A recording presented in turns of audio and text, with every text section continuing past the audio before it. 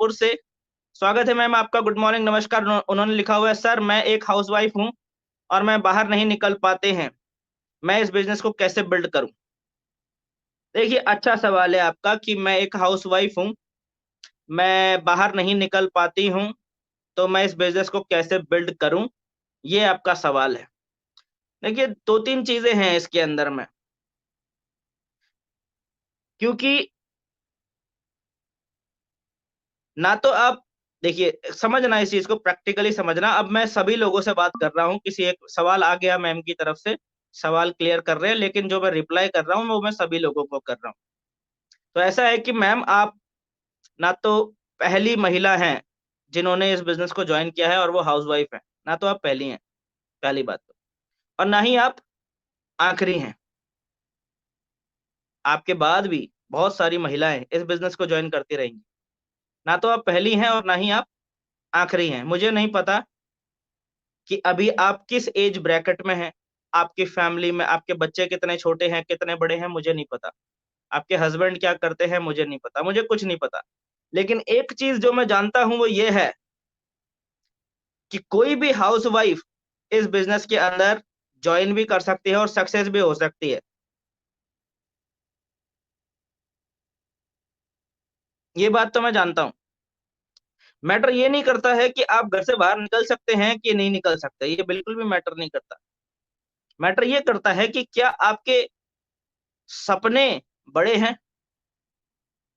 क्या आप आपके लाइफ में कुछ ऐसे ड्रीम्स, कुछ ऐसे टारगेट्स हैं जिन्हें फुलफिल करना, जिन्हें अचीव करना आपके लिए बहुत ज्यादा जरूरी है? क्या ऐसा कुछ है? जब किसी महिला की बात आती है ना, जब भी किसी महिला की बात आती है और इस तरह के सवाल आते हैं, तो मुझे एक मैम याद आती हैं। जब हम अपने करियर के शुरुआती दौर में थे, बिल्कुल उस समय मैं गोल्ड भी नहीं हुआ था। आई थिंक सिल्वर 100 के अप्रॉक्स मेरी टीम साइज रहा होगा उस समय। तो सिल्वर के ऊपर एक सिल्वर स्टार कंपनी की तरफ से रैंक नहीं था, वो लोकल जो ट्रिपल एस ग्रुप था उसके अंदर में बना दिया गया था, सिल्वर स्टार रैंक बना दिया गया था। तो उस लेवल पर था मैं। तो एक मैम थी वहां पर, उनका नाम मिसेज वंदना सेमवाल। थोड़ा सा मैं उनके बारे में बता देता हूँ आप लोगों को।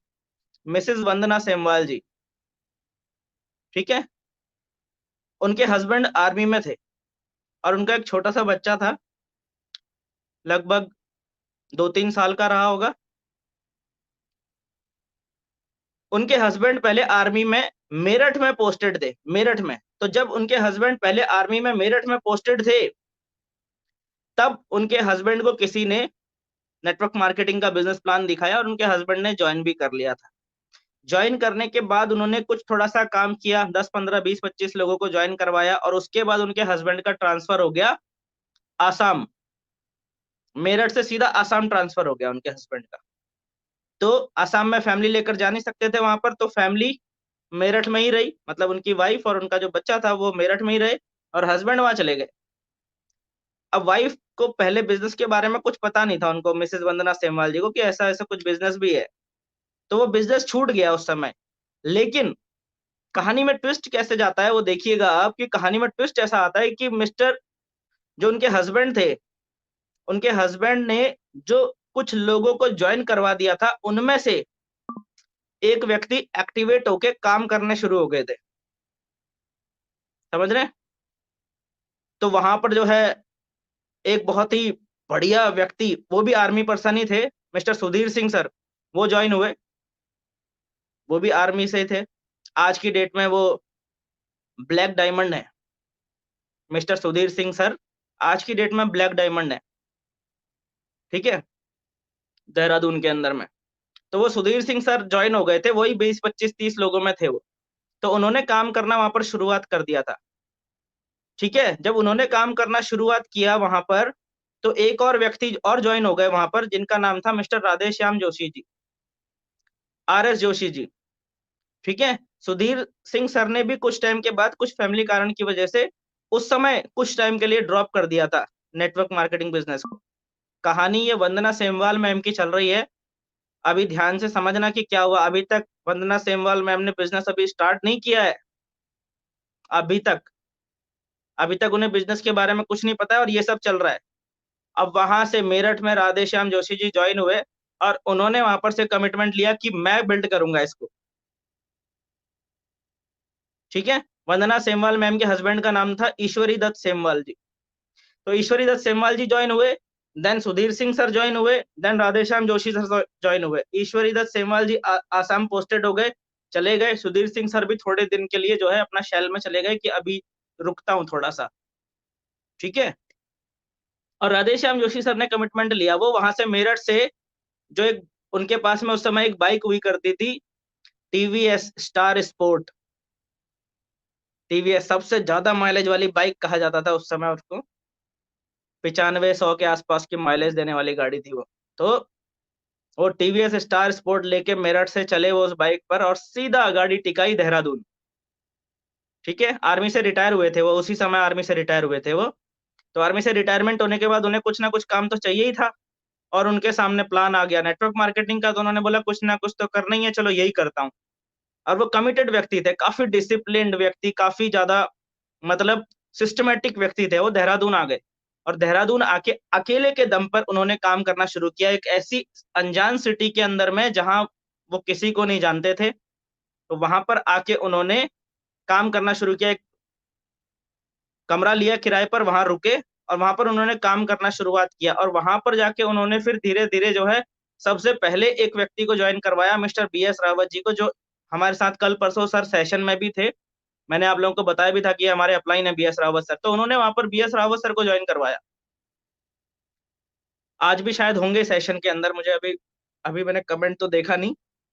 तो BS रावत सर के साथ लग के फिर उन्होंने काम किया, BS रावत सर ने और RS जोशी सर ने वहां पे काम स्टार्ट किया।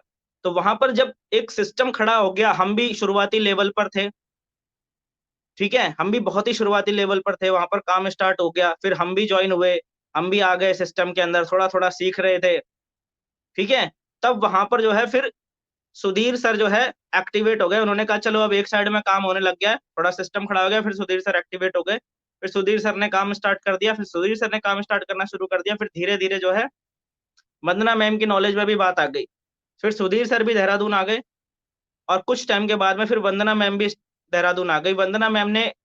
वंदना मैम के लिए बहुत आसान था अपने हस्बैंड की आईडी के ऊपर काम करना, क्योंकि हस्बैंड की आईडी में एक साइड में अच्छा काम चल रहा था, बस एक लेग चलानी थी, बहुत आसान था उनके लिए। लेकिन उन्होंने क्या कमिटमेंट लिया मैं बताऊं। उस समय वंदना सेमवाल मैम ने कमिटमेंट लिया कि मैं अपने हस्बैंड से भी बड़े लेवल पर जाके दिखाऊंगी। समझ रहे हैं? बहुत ध्यान से समझना, मैं जो कहानी सुना रहा हूं आपको, इस कहानी के मर्म को समझना। वंदना सेमवाल मैम, छोटा सा बच्चा था उनका 3 साल का, उन्होंने कमिटमेंट लिया कि मैं अपने हस्बैंड से भी बड़े लेवल पर जाकर दिखाऊंगी। और इसके लिए क्या करना होगा, इसके लिए क्या करना होगा, अपने हस्बैंड की दूसरी साइड में वंदना मैडम ने अपनी आईडी लगाई उनकी वीकर लेग के ऊपर, और उनको उस वीकर लेग पे इतनी तेजी से काम करना था कि उनकी वीकर लेग उनकी पावर लेग बन जाए। ये था कमिटमेंट। पावर समझ रहे हैं क्या बोल रहा हूं मैं? जिस साइड में एक तरफ में सीनियर लीडर्स हैं, काफी लोग हैं, काफी लोग एक्टिवली काम कर रहे हैं, पूरा एक सिस्टम चल रहा है, जिस साइड में मैम ने कमिटमेंट लिया कि मैं ईश्वरी दत्त सर की दूसरी साइड में ज्वाइन होकर काम करूंगी, दूसरी लेग पे काम करूंगी, और इतनी फास्ट काम करूंगी कि ये जो वीकर लेग है, जो आज जीरो है, ये आने वाले समय में पावर लेग बन जाएगी। और आने वाले समय में ऐसा हुआ भी। वो मेरठ से मैडम देहरादून चल के आई, देहरादून में उन्होंने कमरा लिया, देहरादून में कमरा लिया उन्होंने, वहां पर अपने बच्चे के साथ में रहती थी। हस्बैंड आसाम में पोस्टेड है और वो अपने बच्चे के साथ में वहां पर रहती थी मैडम। आप सोचिए उन्होंने कैसे काम किया होगा। सोच के देखिए आप लोग इस पिक्चर को, हमारे सामने प्रॉब्लम्स होती हैं, हमारे सामने समस्याएं होती है, आप सोच के देखिए उन्होंने कैसे काम किया होगा। उनके हस्बैंड उनको फोन पे ट्रेनिंग देते थे, अपने हस्बैंड से फोन पे ट्रेनिंग लेती थी वो मैडम।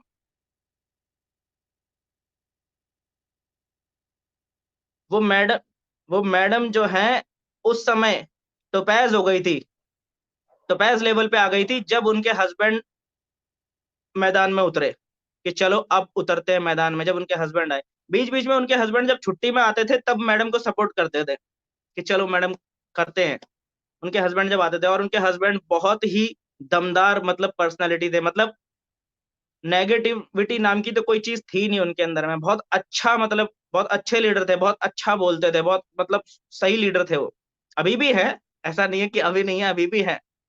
तो मेरे कहने का मतलब यह है कि एक महिला क्या कर सकती है ना, इसकी कोई लिमिट नहीं है। तो अपने आप को, मैम, अब मैं आपके उस पे आता हूँ कि हाउसवाइफ होना ये कोई प्रॉब्लम नहीं है। ये सिर्फ हम एक जो है अपना एक माइंडसेट बना लेते हैं कि भाई हम तो हाउसवाइफ हैं, हम कैसे करेंगे, हम बाहर नहीं निकल सकते, बाहर निकलेंगे तो ये समस्या, वो समस्या, ऐसी समस्या, वैसी समस्या। ऐसा कुछ भी नहीं है। हाँ, कुछ लोगों की सोच खराब है, कुछ लोग खराब सोच के साथ ही पैदा होते हैं और उस खराब सोच के साथ ही मर जाते हैं, ये बात तय है। लेकिन जब आप काम करने लगते हैं ना, तो काम करते वक्त आपको एक से बढ़कर एक बढ़िया लोग भी मिलते हैं, और वही उन्हीं बढ़िया लोगों को ढूंढने के लिए ही हम काम कर रहे होते हैं। समझ में आ गया ना? आप कह रहे हैं कि हम बाहर नहीं निकल पाते, मुझे ये समझ में नहीं आता कि क्यों बाहर नहीं निकल पाते, क्यों, किन कारणों से हम बाहर नहीं निकल पाते। अगर वो कारण आपके लिए बड़े हैं और आपके सपने आपके लिए उतने बड़े नहीं है जितने बड़े वो कारण है, तो सपनों को छोड़ दो। सिंपल है ना? कोई मुश्किल है क्या? अगर वो कारण हमारे लिए इतने बड़े हैं कि जिनके लिए अपने सपने छोड़ना आपको आसान लग रहा है, तो सपने छोड़ दो, तो वो कारणों को पकड़ के बैठे रहो। नहीं तो अगर आपके सपने बड़े हैं, तो उन कारणों को पीछे छोड़कर आपको निकलना पड़ेगा फील्ड पर। मैं आपको कोई झूठी उम्मीद नहीं दे सकता, किसी भी व्यक्ति को मैं झूठी उम्मीद नहीं दे सकता कि हो जाएगा, कि घर में बैठकर भी हो जाएगा, या मैं आपको कुछ ऐसे फॉर्मूले बता दूं, नहीं होता। निकलना पड़ता है, करना पड़ता है, जाके मिलना पड़ता है लोगों से, एक एक व्यक्ति से बात करना पड़ता है, सामने सामने जो है बात करना पड़ता है। वो सिस्टम को, जो जिस सिस्टम को फॉलो करके आपके सीनियर सक्सेस हो रहे हैं और आपकी कंपनी के और लीडर सक्सेस हो रहे हैं, हमको भी वही सिस्टम पकड़ के उसी सिस्टम से काम करना पड़ता है। और ये बात भूलना पड़ता है कि मैं एक हाउसवाइफ हूँ या मैं एक महिला हूँ। ये चीज को साइड में पीछे रख के काम करना पड़ता है।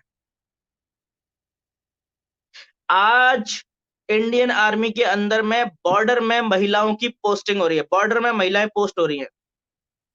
और फॉरेन कंट्रीज में तो ऐसा बहुत समय से हो रहा है। अब वो तो नहीं सोचते कि हम तो महिला हैं भाई, हम कैसे करेंगे, हमारा क्या होगा, कैसे होगा।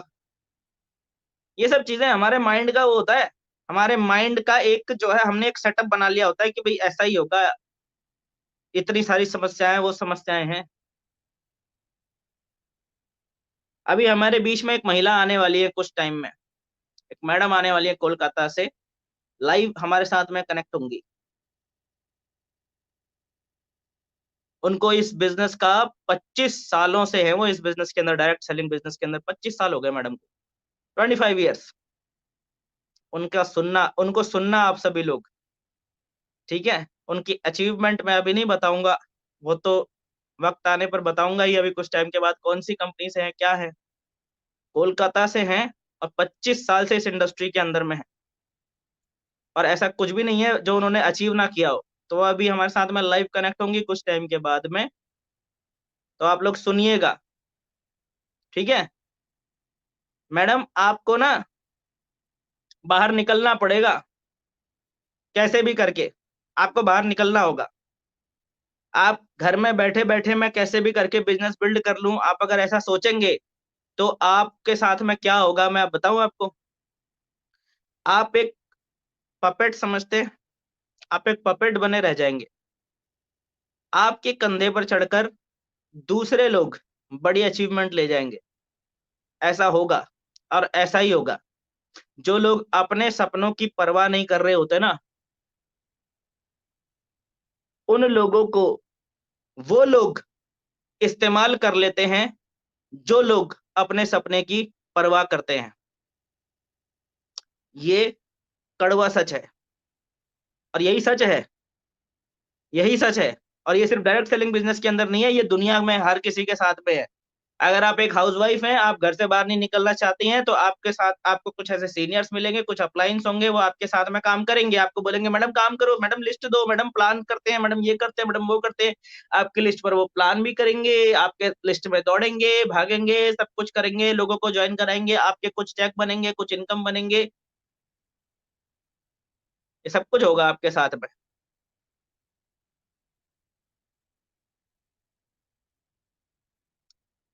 फेलियर लोगों से भी कुछ एक्सपीरियंस लो, फेलियर लोगों से भी कुछ सीखो, क्योंकि ज़रूरी नहीं है कि जो इंसान अभी तक सक्सेस नहीं हुआ है, वो काबिल ना हो, ऐसा नहीं होता। जो इंसान अभी तक सक्सेस नहीं हुआ है, ज़रूरी नहीं है कि वो काबिल ना हो, है ना? सचिन अगर 0 पे आउट हो जाए, तो क्या हम उसे बोलेंगे कि ये काबिल बल्लेबाज नहीं है? नहीं बोल सकते ना। तो ज़रूरी नहीं है कि जो व्यक्ति अभी तक सक्सेस ना हुआ हो, वो काबिल ना हो। तो कभी उन लोगों से भी सीखो, समझो इस चीज़ को, बाहर तो निकलना पड़ेगा।